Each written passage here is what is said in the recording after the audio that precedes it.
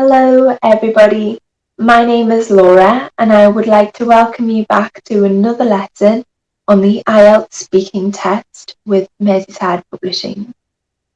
Today, we will be discussing some helpful test reminders that you should bear in mind if you have your IELTS exam approaching.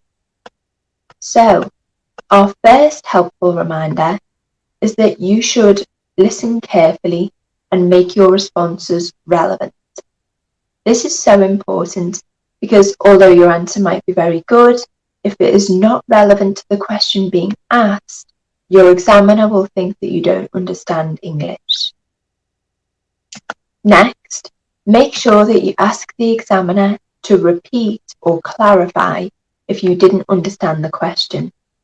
This will make sure that you do understand the question and you can make your answer the best that it can be. Next, you should use fillers to give yourself time to think.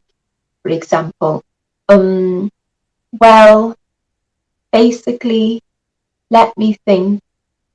Don't rush your answer if you need some more time to gather your thoughts. Our next tip is to open your mouth, speak clearly and not too quietly.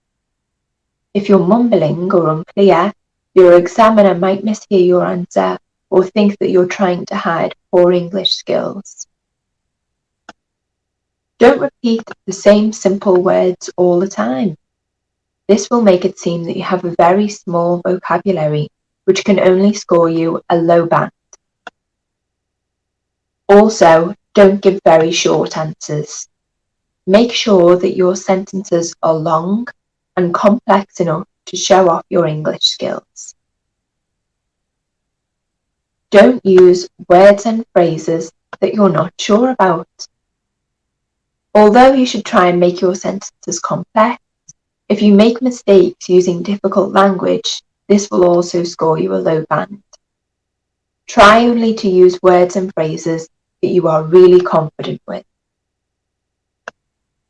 For part 2, try to talk for at least a minute. This will make sure that your answer is thorough, but stop if you feel as though your English is getting worse or you don't know what else to say. Remember to answer the last part of the cue card in part 2.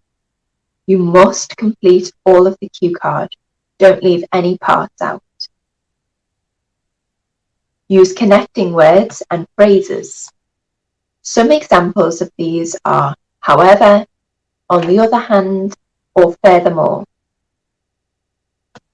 Pay attention to the grammar used in the examiner's questions.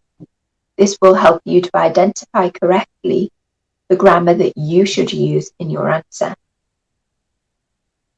Remember the S in the present simple third person singular. An example is the S on the end of she works. Don't use the present continuous when talking about things that you do regularly. Use the present simple. For example, every day I travel to work by car. Use the present perfect simple, which is have and a past participle, to talk about a change that started in the past and continued to the present. For example, eating habits in my country have changed a lot in recent years. Use the present perfect continuous, which is have or has been, and an ing ending, to talk about a change that has started in the past, continued to the present, and is still in progress today. The standard of living in my country has been improving lately. Use the simple past to talk about something that happened in the past. The standard of living in my country started to improve 20 years ago.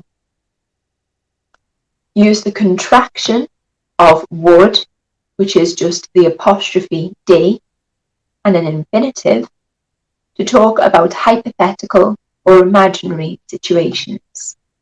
For example, if you were asked, what would you do if you won the lottery? Your answer could be, I'd buy a large house. Use phrases like as, or the same as, or similar to, when comparing two similar things.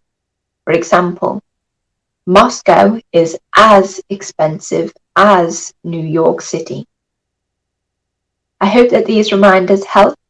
Thank you for watching, and please check out all of our other videos on Merseyside Publishing. Bye everybody!